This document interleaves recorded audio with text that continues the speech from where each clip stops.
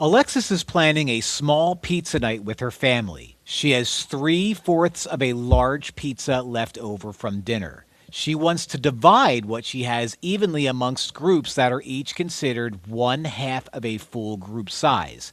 How many equal groups can she serve from the people that she has? So what we're going to do is we have to notice first that Alexis has 3/4 of a large pizza.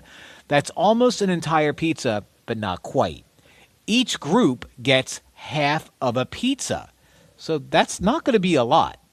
So what we're going to do is ask ourselves, how many halves are in 3/4? That's a division problem. And it's not going to be 1/2 divided by 3/4. You're going to find out how many halves are going to be divided from 3/4. So kind of tricky.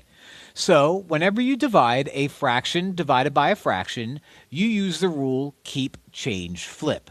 That means keep the first fraction as 3/4, change divided by into times, and flip 1/2 into 2/1.